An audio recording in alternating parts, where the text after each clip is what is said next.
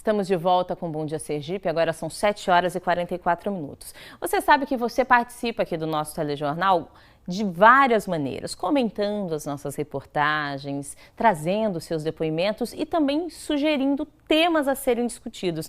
Eu quero ler uma mensagem que chegou aqui na nossa produção por meio do nosso WhatsApp.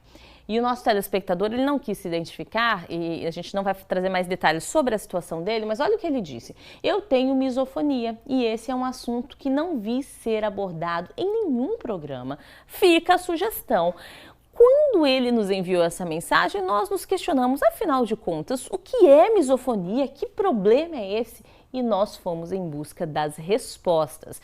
A misofonia é uma síndrome que pode causar desconforto e irritação em algumas pessoas a partir de determinados sons. A gente tem até aqui essa imagem, olha na tela. Vem cá, nós convidamos a professora fonoaudióloga, professora da Universidade Federal de Sergipe e pesquisadora Aline Cabral para falar sobre este assunto ao vivo no Bom Dia Sergipe. Bom dia, professora. Bem, obrigada. Bom dia a todos. Bom dia, Priscila. Obrigada pela sua presença. De fato, um problema que para quem não sofre, né, como todos, se a gente não está vivenciando esse problema, a gente não tem ideia de como ele pode ser incômodo.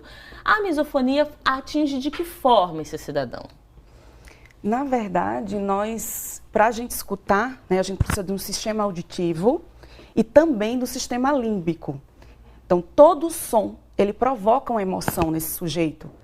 Então, nesses sujeitos, esse sistema está muito estimulado. Nesses sujeitos que têm misofonia, da mesma forma que os sujeitos que têm zumbido. É muito comum para esses sujeitos que essa emoção seja exacerbada por determinados sons.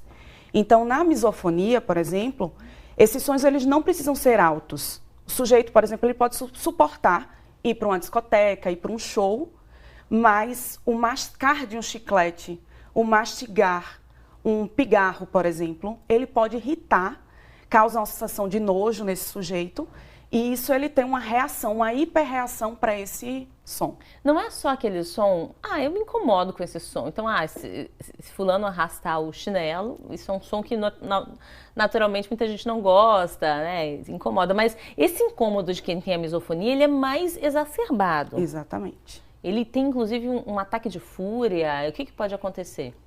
Isso, na verdade, inicialmente, né, esse sujeito, ele proporciona várias reações no próprio organismo dele, e isso ele vai somando e causando uma irritabilidade extrema, ao ponto dele não conseguir ficar em determinados ambientes. Muitas vezes ele tem que sair daquele ambiente porque ele não suporta. E isso, assim, como não é muito conhecido, né, a gente tem aí as campanhas para a misofonia só nos últimos 5 anos. E não é tão conhecido, por exemplo, como o zumbido hoje, né, tem um conhecimento maior da população. E com isso as pessoas acham que é besteira. Né? Elas subestimam essa sensação e essa irritabilidade. E ela é muito real. Né? A gente precisa olhar para esse sujeito e esse foco de atenção para esse som, ele é muito alto também, né? Que a gente chama de córtex pré-frontal, que é o córtex responsável pelo processo de atenção. Então, neles também está hiperestimulado. Então, essa atenção deles também para esse som é exacerbada. Olha, a gente preparou aqui na tela alguns desses sons, a gente nem imagina que esse tipo de som pode causar tamanha irritabilidade, mas olha só quais são só alguns exemplos dos tipos de som que podem causar misofonia. Mastigar, mascar chiclete, estalar os lábios, passar a língua nos lábios, pigarrear, coisas simples. Sons feitos com o nariz, sons feitos com as mãos, um estalar de dedos, por exemplo. Batucar uma mesa, rodar uma chave, rodar o gelo no copo, andar de salto alto, arrastar o chinelo. Pequenos sons eletrônicos, o barulho da tecla do celular, o barulho da câmera fotográfica, esses sons. Tudo isso pode desencadear uma crise de misofonia. Exatamente. Então, esses sons, mesmo eles não sendo altos, mesmo sendo em fraca intensidade, inclusive, por exemplo, não precisa nem haver som. Se o sujeito estiver num restaurante e mesmo longe dele, mesmo sem escutar esse som, ele olhar alguém mascando, mastigando um determinado alimento, por exemplo, com a boca aberta, ele vai simplesmente ficar irritado também. Então, ele não precisa escutar o som. O ato do mastigar com a boca aberta pode trazer essa irritabilidade também. A boa notícia é que tem tratamento. Eu vou fazer uma interrupção na nossa entrevista, nós vamos conversar com a Kedma Fer, porque além de buscar respostas sobre o que é a misofonia, nós buscamos respostas também sobre como a pessoa pode tratar esse problema que de fato incomoda demais. A Kedma Fer está ao vivo em um ambulatório que recebe pacientes com problema. Como é que funciona esse trabalho por aí, Kedma? Oi, Priscila. Mais uma vez aí, bom dia. Nós estamos aqui com o médico otorrino justamente para responder algumas dessas dúvidas, e são muitas, até porque a gente está falando de algo de desconhecimento da população, essas pessoas que sofrem, ou seja, que têm essa hipersensibilidade auditiva, por tantas vezes são incompreendidas em casa, no seu ambiente do trabalho, nas suas relações sociais, e ele agora vai conversar aqui conosco e explicar inicialmente o que caracteriza, como é que isso surgiu, e depois nós vamos falar sobre o devido tratamento em relação a isso. Muito bom dia, doutor. Então, o que caracteriza, então, esse problema, essa síndrome? Bom dia, Priscila, bom dia a todos. A hipersensibilidade sonora chamada misofonia, ela é uma hipersensibilidade em que há uma aversão a sons específicos, em que a pessoa tem reações descontroladas. Tá? Então, ela tem uma hipersensibilidade em que sons específicos como o mastigar, a respiração, o estalar de dedos numa mesa, consegue provocar reações abruptas e intensas. É importante dizer que essas reações que não dependem do controle da pessoa, elas causam grande impacto social e da qualidade de vida. Agora, isso não pode ser confundido com outros tipos de hipersensibilidade? Existem algumas diferenças? E quais são, caso existam? Sim. A misofonia ela é uma hipersensibilidade a sons específicos. E isso pode, a intensidade dessa reação ela pode aumentar ou diminuir de acordo com a fonte sonora. Então, muitas vezes, uma pessoa que ela já tem intimidade, uma pessoa conhecida, que já tem uma história com aquela pessoa, pode provocar, aquela pessoa como fonte sonora, pode provocar reações mais intensas. Então, por isso, o termo que se usa também, que é uma seletividade em relação à misofonia. Já a hiperacusia é uma hipersensibilidade a qualquer tipo de som que tenha uma intensidade mais elevada. Então, ela não depende da fonte sonora, a hiperacusia. Isso pode ser descoberto, diagnosticado já a partir de qual idade? A misofonia e a hiperacusia podem ser já descobertas já na infância. Principalmente a misofonia, ela foi descrita em 2001, então ela é uma doença nova, muitas pessoas que já sofrem dessa doença há mais tempo não tiveram essa oportunidade de diagnóstico, mas buscando na anamnese, seria a conversa, a gente consegue descobrir que essas pessoas sofrem muitas vezes desde a infância. E se não tratada, é uma doença que dura por toda a vida, uma doença crônica. Isso pode ser descoberto através do quê? De exame laboratorial, algum exame específico? Onde isso pode ser obtido? O principal é a conversa com a anamnese. O otorrino também ele realiza a otoscopia, que é a visualização da orelha, do ouvido, verifica se não tem nenhum problema otológico associado. Essa pessoa deve passar por um exame de audiometria, que é um exame para verificar a audição, e um outro exame importante é o limiar de desconforto auditivo. Nesse exame, a nossa audição ela é frequência específica, a gente pode ouvir, por exemplo, bem agudos e mal nos sons graves, ou o contrário. Ela vai testar a cada frequência qual o limiar de desconforto. Então, ela pode ter, junto com a história clínica, pode ter o diagnóstico de hiperacusia ou o diagnóstico de misofonia. E a avaliação também psicoterapêutica, muitas vezes uma avaliação também psiquiátrica pode ser necessária, e realmente sabendo que o acompanhamento, a avaliação, ela é um segmento duradouro, e o tratamento também é um tratamento mais a longo prazo. Então, isso quer dizer que envolve uma equipe multidisciplinar, alguns profissionais. Então, como é que pode ser indicado o tratamento para essa pessoa? Então, o primeiro passo é procurar um médico, né, de preferência um otorrino ou um psiquiatra, e depois disso, passado, então, tendo a suspeita de um diagnóstico, continuar o segmento e ter o acompanhamento com o psicoterapeuta e com o próprio médico psiquiatra. O fonoaudiólogo também tem um papel importante. Uma das ideias do tratamento é a terapia sonora, uma exposição progressiva ao som. A pessoa pode, de forma aguda, realmente ter um isolamento auditivo, então, no momento que ela sabe que vai se expor e tem que se expor àquele som, Ela pode usar um fone para se isolar, mas algo que seja muito pontual. O importante é que ela não se isole, não faça o isolamento auditivo, nem faça o isolamento social, que ela tente uma exposição gradual. Mas isso tudo leva tempo. Então, o paciente tem que ser respeitado e acolhido, e compreendido pelos demais também. Pode-se falar em cura, doutor, a respeito disso?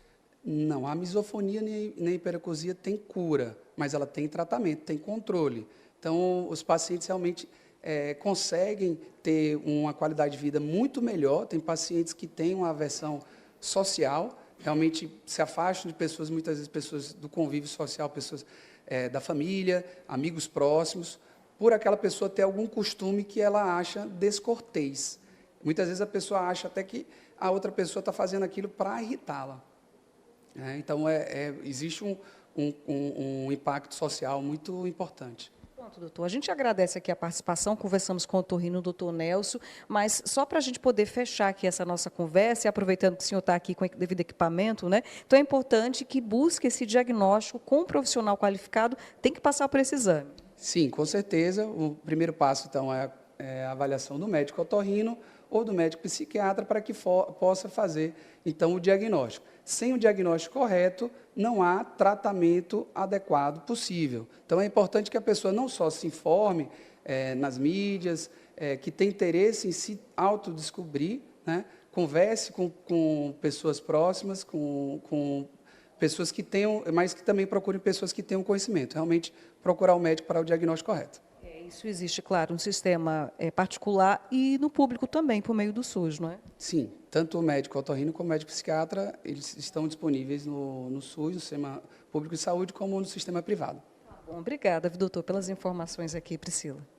Da Kedma, além do diagnóstico que nós vimos ali, que é importante, que muita gente talvez seja subdiagnosticada, ou seja, adultos que tenham esse incômodo, mas nem saibam que possam ter misofonia, a gente precisa falar da empatia também dos outros, né, doutora, com esse paciente? Com certeza. Então, assim, um dos objetivos na terapia, né, é a orientação também dos familiares, das pessoas que convivem com aquela pessoa, para que ela, né, consiga ter essa empatia e não ache que seja uma besteira com relação a ela, ela não quer escutar.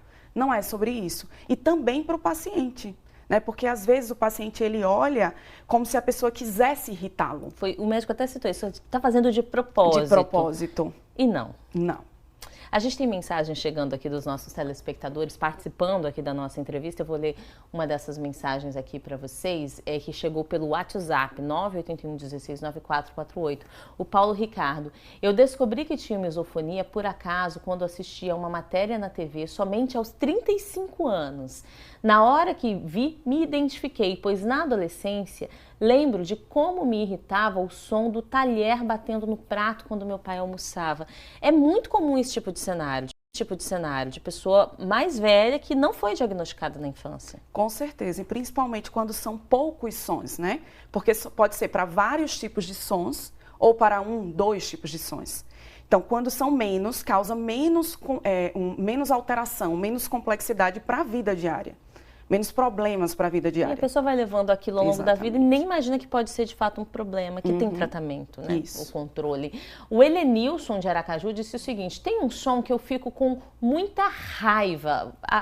Anote isso aí, a questão da raiva. É quando estou fazendo uma refeição e alguém do meu lado mastiga fazendo de boca aberta o barulho. Fico muito irritado.